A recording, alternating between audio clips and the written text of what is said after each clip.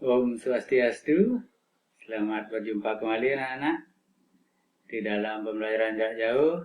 Pada kesempatan kali ini, Bapak akan menjelaskan tentang proyeksi ortogonal. Baik, kita mulai. Di layar sudah muncul ya.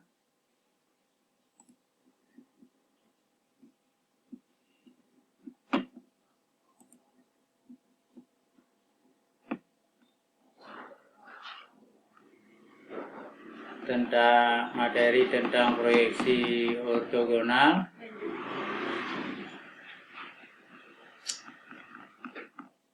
Nah, di sini proyeksi ortogonal itu ada dua sistem ya. Ada dua sistem, yaitu sistem proyeksi Eropa dan sistem proyeksi Amerika. Nah, yang dipakai dalam ilmu teknik bangunan itu adalah sistem proyeksi Eropa nanti yang kita pakai.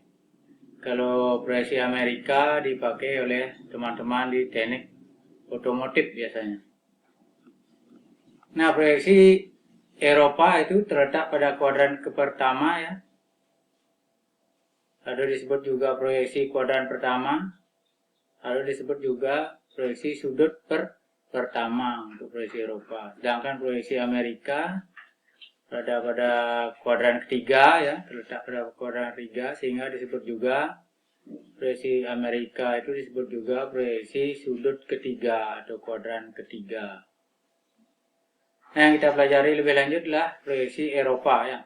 Kembali Bapak tegaskan, yang kita pakai adalah proyeksi Eropa nanti. Nah, di sini tunjukkan, ini adalah bendanya ya, sebuah balok. Ini adalah tampak atasnya atau bidang atasnya, kita gambar di bawah ya. Kemudian bidang depannya kita proyeksikan ke belakang, kita gambar di belakangnya. Kemudian tampak sebelah kiri kita gambar di sebelah kanan. Kalau dituangkan dalam proyeksi ortogonal seperti ini ya, ini adalah tampak atas, ini adalah tampak depan, kemudian ini adalah tampak samping kiri di sebelah kanan, tampak depan, kemudian tampak atasnya adalah di sebelah bawah. Nah, penentuan proyeksi ortogonal itu adalah untuk menentukan ukuran yang tepat untuk benda tiga dimensi ya. Sehingga kita harus gambarkan dia ke dalam proyeksi ortogonal. Kemudian semua garis proyeksi harus sejajar satu sama lain ya, dan tegak lurus pada bidang di mana benda tersebut diproyeksikan. Dan proyeksi Eropa disebut juga proyeksi sudut pertama seperti tadi ya, atau sistem proyeksi kuadran pertama, karena dia terletak di kuadran pertama. Kemudian prinsip dari proyeksi Eropa, letak objek berada di antara pengamat dan bidang proyeksi, atau garis proyeksinya ditarik menjauhi pengamat. Kemudian lambang proyeksi Eropa seperti ini ya, atau proyeksi sudut pertama, atau proyeksi kuadran pertama, proyeksi Eropa. Inilah lambangnya seperti ini dia.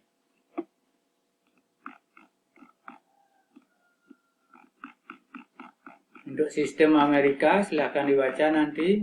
Nah, untuk pengetahuan aja kita tidak akan pakai ya, supaya tidak bingung nanti. Nah, ini dia perbedaannya secara prinsip ya, proyeksi Eropa dengan proyeksi Amerika. Silahkan dibaca nanti perbedaannya secara prinsip. Nah, kemudian Bapak jelaskan tentang cara menggambarnya. Nah, di sini ada bentuk ya, ada bentuk tiga dimensi.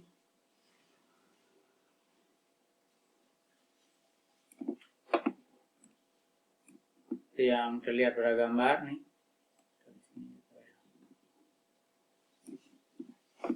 Nah, di sini kita lihat ada ukuran-ukuran sudah ditentukan ya. Kemudian depannya adalah kita anggap dari sini ya, kita pandang dari sini. Sehingga bidang depan itu adalah bidang A, nanti yang kelihatan ya, ada nampak depan, kemudian bidang B. Kemudian yang miring bidang C, kelihatan juga dari depan. Sedangkan kalau dari samping kirinya nih, samping kirinya akan terlihat bidang D sama bidang E. Kemudian tanpa atasnya akan terlihat bidang G, F, dan C juga akan terlihat karena dia miring, dari depan kelihatan, dari atas juga kelihatan. Nah, pertama kita buat sumbu dulu ya. Sumbu ortogonalnya yang berwarna merah ya.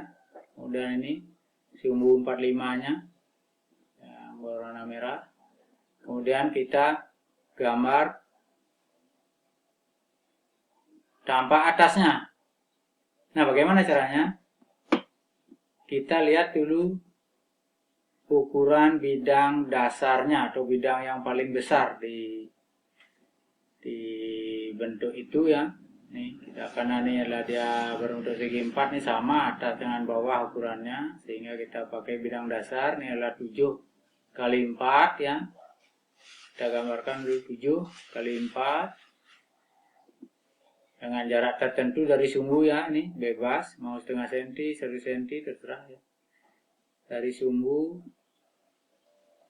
ini kita kasih jarak, kalau setengah senti selalu setengah senti biar seragam, kalau 1 senti selalu 1 senti, dengan yang lain juga sama nih ya. Jarak berbeda-beda harus sama dia jaraknya. Nah, misalnya kita pakai setengah senti misalnya di sini, dari as horizontal juga setengah senti, dari vertikal setengah senti. Nah, setelah digambar bidang dasarnya, baru kita lihat dari sini 2 meter ya, ada garis ke belakang. Kemudian dari sini 3 meter ada garis melintang, sehingga kelihatan bidang B, C, dan F untuk tampak atasnya. Kemudian kita proyeksikan, ini garis proyeksinya adalah yang biru ya.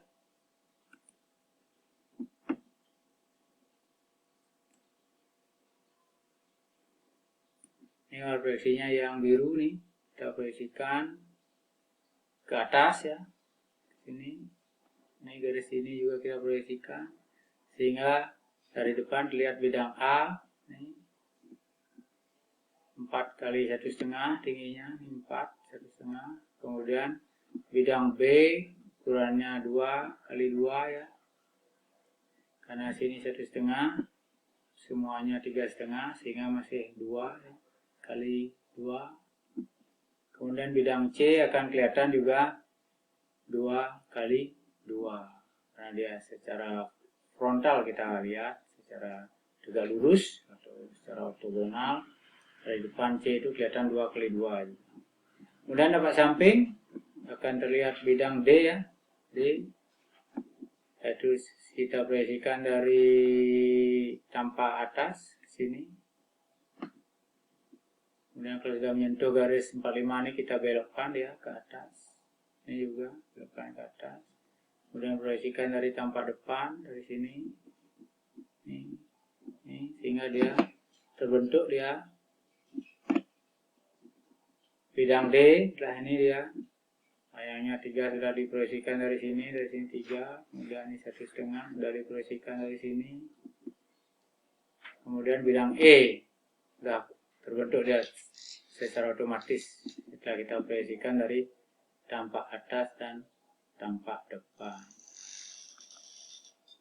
Nah, demikian anak-anak penjelasan Bapak kali ini. Kalau ada pertanyaan silakan nanti tanyakan di Pikon atau chat pribadi lewat WA atau WA grupnya. Selamat belajar. Terima kasih atas perhatiannya. Bapak tutup dengan Paramo Santi. Om Santi Santi Santi Om.